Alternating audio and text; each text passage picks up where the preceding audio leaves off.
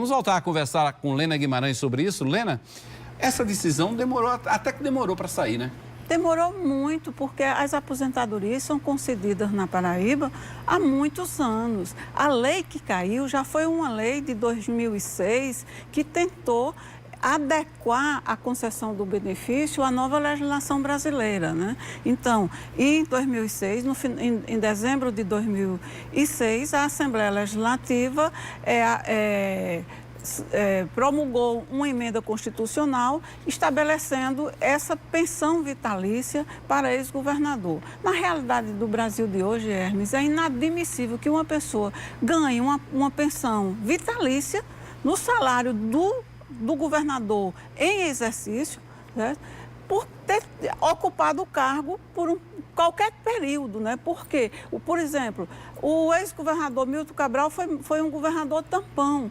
Ele governou a Paraíba por menos de 9 meses e tem a aposentadoria como governadores que governaram 2 mandatos seguidos, né? Quer dizer, a conquista da pensão vitalícia no valor de R$ 23.500 é muito dinheiro, né?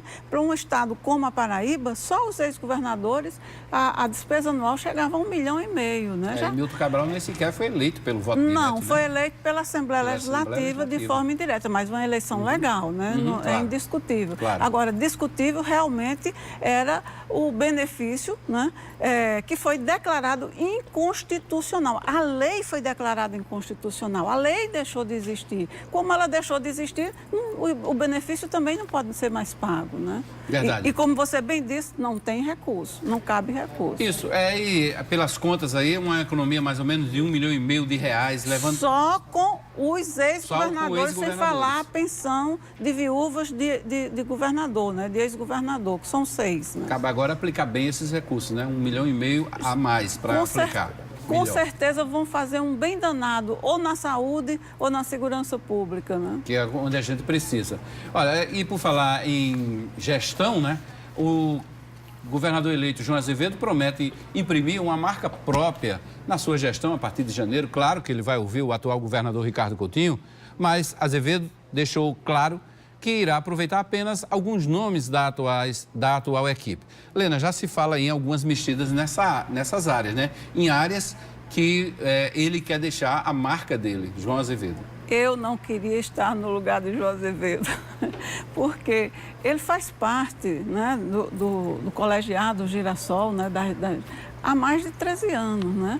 Foram mais de 5 anos na prefeitura de João Pessoa, quando o Ricardo Coutinho era prefeito, e está completando 8 anos na gestão estadual, né? Então, como ele mesmo tem destacado nas entrevistas que concede, ele conhece todo mundo.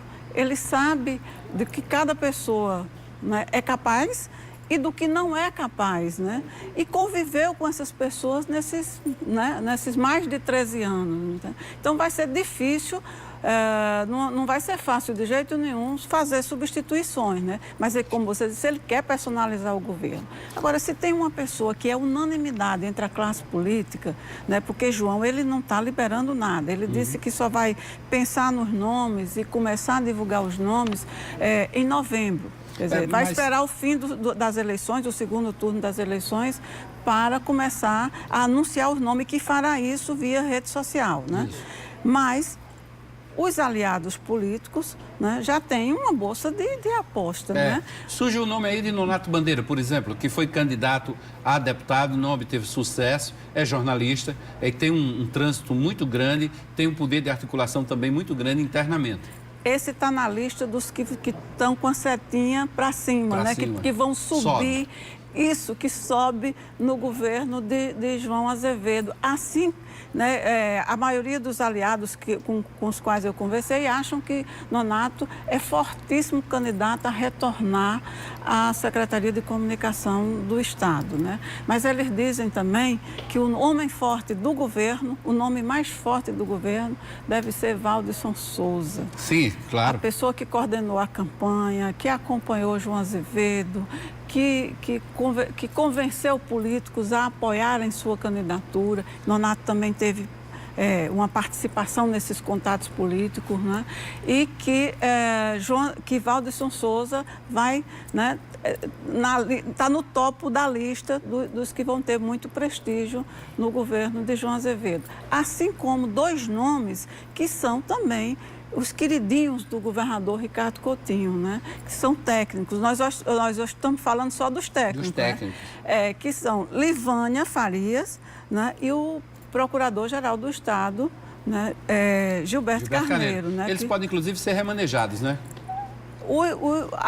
As fontes com as quais eu conversei, eles não dizem para onde eles vão, mas dizem que eles estão na lista dos que serão muito prestigiados, né? Porque são técnicos que têm um entrosamento muito forte com o PSB, especialmente com o governador Ricardo Coutinho, e que contribuíram decisivamente para a eleição de João Azevedo, né? É um quebra-cabeça muito grande. Mas tem também a parte política, né? Porque, João, essa é a parte técnica. Aí começa a quebra-cabeça. Aí a parte política é que não vai ser fácil para João Azevedo mexer muito, porque tem nomes, por exemplo, Efraim Moraes, né? Que é o presidente do DEM, de um partido que é um partido forte na Paraíba, né?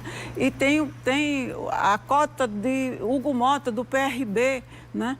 E esses partidos se houver a eleição de Jair Bolsonaro, esses partidos que integram lá em Brasília o Centrão, é que vão ter uma interlocução maior com o governo, é que poderão facilitar a vida de João Azevedo, abrindo portas no governo federal para que ele possa negociar seus projetos, né, e trazer recursos para a Paraíba. Se Haddad for eleito, está fácil. Agora, Facílimo. Se for o Jair Bolsonaro, ele vai ter que ter também uma mudança no discurso, né? Ele vai precisar desses deputados. E não podemos esquecer que também tem aquele grupo de derrotados, né, de parlamentares que foram derrotados e que esperam que ele puxe os eleitos para o governo para que abram vagas para eles na Assembleia. Por exemplo, do PT. O PT não elegeu nenhum estadual. Então, tem Anísio Maia, que foi importante, né? As falas dele em defesa de João Azevedo foram importantes para levar o PT. Tem o Zé Paulo, né? Tem Lindolfo de Souza, né? Tem Trócoli Júnior, os 2 do Podemos, só para citar 2 exemplos, 2 do PT e 2 do Podemos, né? Que estão na expectativa de que João leve para o governo deputados eleitos para que eles possam continuar na Assembleia Legislativa. Não vai ser fácil, é o que eu disse a você. A posição de João, ele vai estar ganhando tempo, né? E porque não vai ser decisões fáceis. Já que você falou em Trócoli Júnior, Lena, em Cabedelo, os partidos já articulam candidaturas a prefeito para um mandato tampão de 2 anos.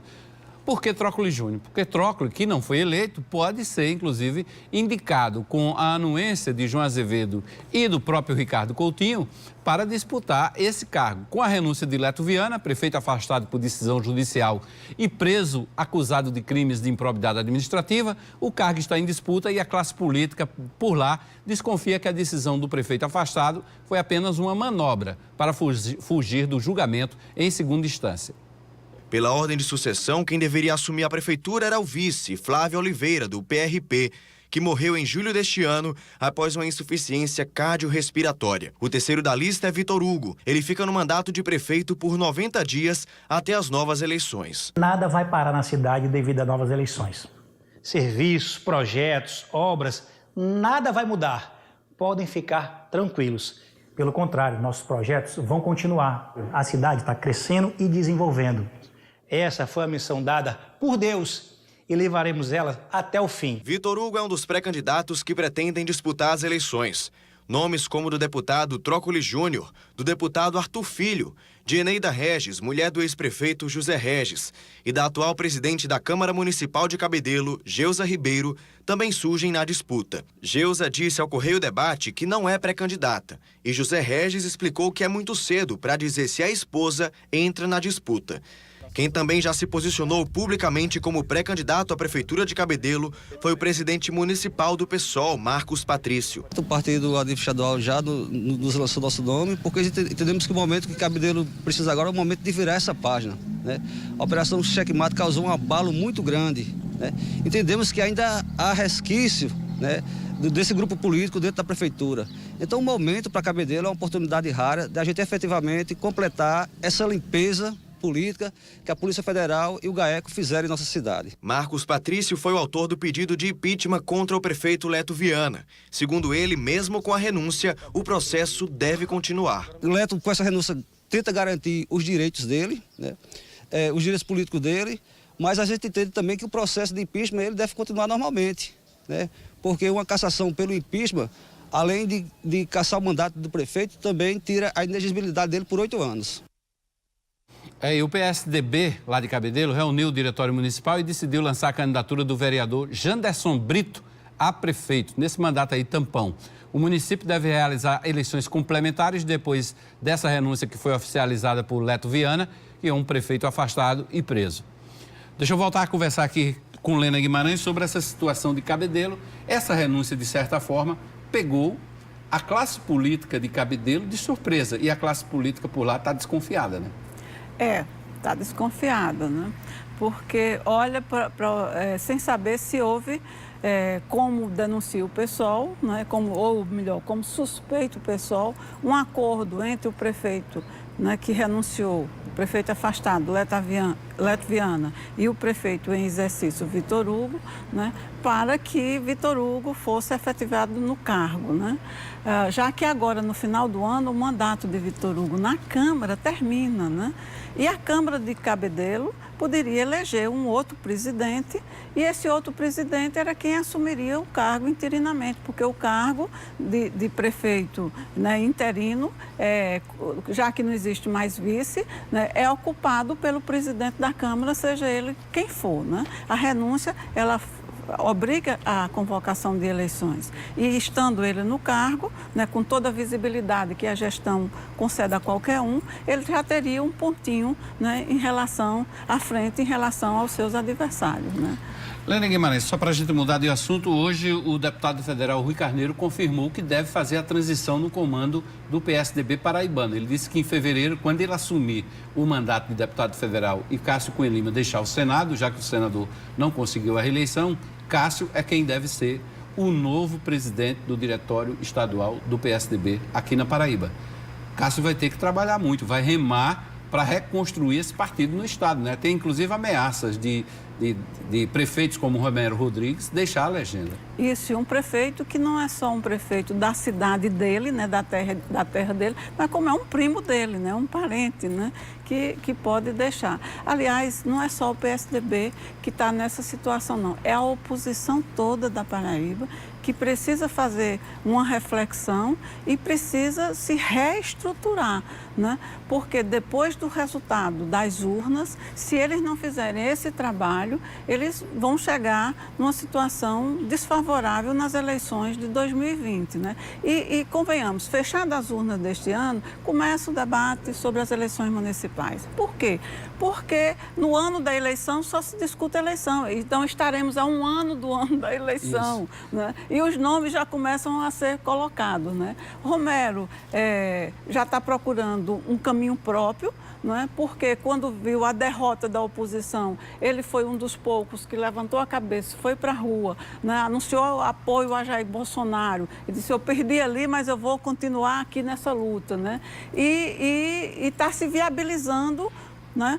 Se apresentando, pelo menos, como contraponto ao grupo do governador Ricardo Coutinho, que foi o vitorioso nas eleições estaduais e que defende a candidatura de Fernando Haddad.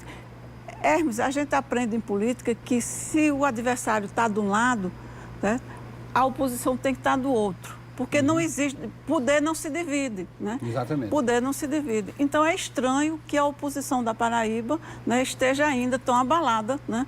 E não esteja ainda participando, né, como eu falo das grandes estrelas principalmente, desse segundo turno. Tá Romero, né? Só Romero, né?